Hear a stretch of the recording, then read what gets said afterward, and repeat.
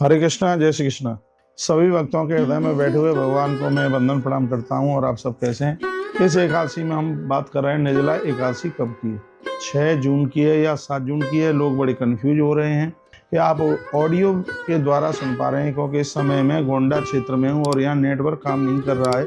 यहाँ से video office में भेजना बड़ा मुश्किल हो रहा था, इसलिए ऑडियो से ही काम चला लीजिए। लेकिन हर बात है वो शास्त्र प्रमाणित होगी।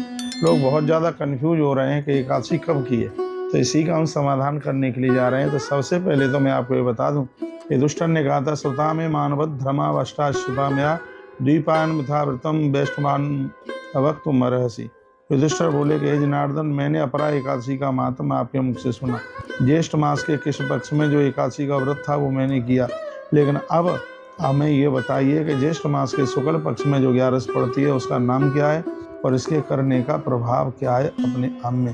तब भगवान श्री कृष्ण कहने लगे, कहते हैं कि भीमसेनो महामृत्वानुवाच गुरुति। भीम ने यही बात गुरुदेव को पूछी थी भगवान व्यास को। तो भगवान व्यास ने कहा था कि पुत्र, एक एकादशी ऐसी है जिसका व्रत करने से संपूर्ण एकादशियों का करने का फल प्राप्त हो जाता है, पूरे साल की एकादशियों का फल प्राप्त होता है। उस एकादशी का नाम है निर्जला एकादशी। तो सप्ताह में मानवत धर्मा व्यासिष्ठा सुदाम या दीपानम थावतम वैष्णवानुक्मरसी। तो महात्मा व्यास ने अपने मुख से यह चर्चा की है। कहा गया कि यदि किसी को स्वर्ग चाहिए, कल्याण चाहिए, तो ऐसे लोगों को दोनों पक्षों की एकादशी करनी चाहिए। तो अब के बारे एकादशी कब की पड़ रही है ये आप सुन लीजिएगा। सर्वशास्त्रार्थ तद्दग्गो वेद वेदांग पारगा। सभी शास्त्रों के मत के अनुसार ही मैं आपसे बात करूंगा, हल्की बात बिल्कुल भी नहीं होगी। एकादशी दोनों दिन पड़ रही है, 6 तारीख को भी है और 7 तारीख को भी है। जो लोग 6 तारीख को व्रत कर रहे हैं, व्रत तो खंडित नहीं होगा, इसलिए नहीं होगा क्योंकि एकादशी भोर में 2:15 पर लग रही है। और यदि ब्रह्म मुहूर्त में 10वीं चल करके आ जाती तो हम आपको यह व्रत बिल्कुल भी नहीं करने देते, यानी 6 जून को। लेकिन अब मैं आपको कुछ विशेष बात कहने के लिए जा रहा हूँ, वो आप सुनिए। यदि आप 6 तारीख को व्रत करोगे, 6 जून को यदि व्रत करोगे, तो तुम्हारा पारण का टाइम दोपहर में 1 बजे के बाद है। तो एक तो पहले दिन आप निर्जला रहे हैं, फिर दूसरे दिन जब तक पारण नहीं हो जाता तब तक जल नहीं पी सकते। तो यह भी आपके लिए एक बहुत कठिनाई की बात हो जाएगी। इसलिए 6 तारीख का व्रत भैया हम तो नहीं कर रहे हैं, आप करो तो आपकी इच्छा की बात है। अब आ जाइए 7 तारीख को एकादशी का जो व्रत कर रहे हैं, उस 7 तारीख की महिमा क्या है। मैं कहूँगा 7 तारीख को 4:47 तक एकादशी है।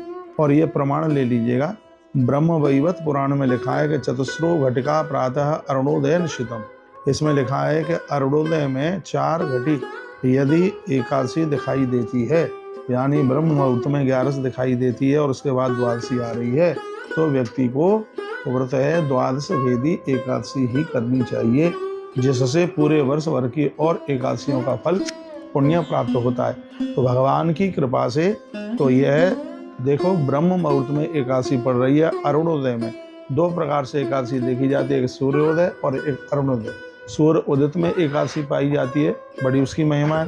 लेकिन अरुणोदय काल में, अरुणोदय में भी यदि 11 है तो उसको यह मान्यता मिली है। ऐसा ब्रह्म वैवत पुराण कहता है। उसमें कहा गया चतुस्रो घटिका प्रातः अरुणोदय निश्चय। यदि अरुणोदय में ब्रह्म मुहूर्त में 11 है तो अवश्य में उसी एकादशी का व्रत करना चाहिए। और अब अगली बात और सुन लीजिए। जैसे हस्त नक्षत्र में रक्षाबंधन जैसे त्योहारों की बड़ी महिमा का वर्णन किया गया है, और भी हैं कुछ त्योहार जो हस्त नक्षत्र में माने जाते हैं। जैसे रोहिणी नक्षत्र में जन्माष्टमी की बहुत ज़्यादा महिमा है, उसी प्रकार से चित्रा और स्वाति नक्षत्र में एकादशी की बहुत बड़ी महिमा है। तो 6 तारीख को तो चित्रा नक्षत्र है नहीं, लेकिन 7 तारीख को चित्रा नक्षत्र पड़ रहा है, इसलिए भी इस 11 की बहुत ज़्यादा बड़ी महिमा है। और बात सुन लीजिएगा, पूरा का पूरा इसमें देखो 7 तारीख को द्वादशी आ रही है और 8 तारीख को भी द्वादशी है, इसलिए 7 तारीख की एकादशी की महिमा बढ़ गई है। आप 6 तारीख को एकादशी का व्रत करते हैं तो दोपहर के बाद आपका पारण होता है, और 7 तारीख को व्रत करते हैं तो आपके पारण का जो समय है वो सुबह का ही है। इसलिए हर प्रकार से पंचांग के द्वारा, ग्रंथों के द्वारा एकादशी द्वादश्याम तेदाता दृष्टे पुनरेव सा, द्वादशी भेदी एकादशी की जाती है। तो उसकी महिमा अपने आप में बहुत ज़्यादा है। इसलिए हरि वैष्णव जनों को मैं कहना चाहूँगा, मैंने हर एंगल से बात आपको बताई है कि 7 जून की एकादशी की कितनी बड़ी महिमा है अपने आप में। इसलिए आपसे हो सके तो आप 7 जून को ही एकादशी का व्रत करना, क्योंकि हम लोग तो 7 तारीख को ही एकादशी का व्रत कर रहे हैं और हम आपका व्रत खंडित नहीं कराएंगे।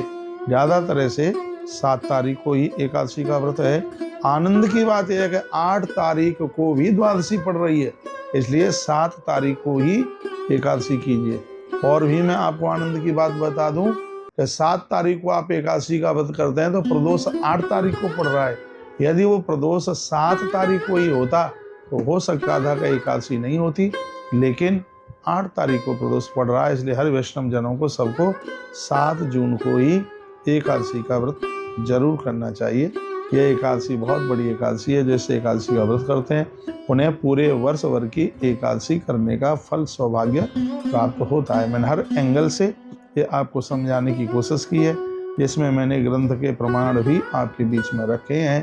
तो आप बिल्कुल भी लिखा है पारणा समय द्वादश्याम प्रथमाद मत चक्रम पारणम कार्यम द्वादश्या प्रथम पादो हरि वासर संहिता। जिस दिन वो द्वादशी पड़ जाती है तो उस दिन आपका पारण हो जाता है, तो उसकी तो बड़ी महिमा। और देखो 8 तारीख को द्वादशी पड़ गई है भगवत कृपा से, तो इसलिए यह एकादशी का जो व्रत है तो 7 तारीख को ही होना चाहिए। यानी 7 तारीख का मतलब है 7 जून का ही आप यह व्रत कीजिए, जिसको निर्जला एकादशी कहते हैं। अगली वीडियो में मैं निवेदन कर रहा हूँ कि निर्जला एकादशी के दिन जल पी सकते हैं कि नहीं पी सकते और इसमें क्या क्या नियम है, हमारे तुलसी भक्ति रस यूट्यूब चैनल पर इसको भी आप सुन लीजिए। बहुत बहुत धन्यवाद है आपका, आपने वीडियो पूरा सुना। और भी लोगों के लिए इस वीडियो को आगे भेजिए जिससे और लोग लाभान्वित हो सके। हर हर महादेव, घर घर महादेव। एकादशी मैया की जय हो। एकादशी माता की बहुत बहुत मंगलमय बधाई और शुभकामनाएं।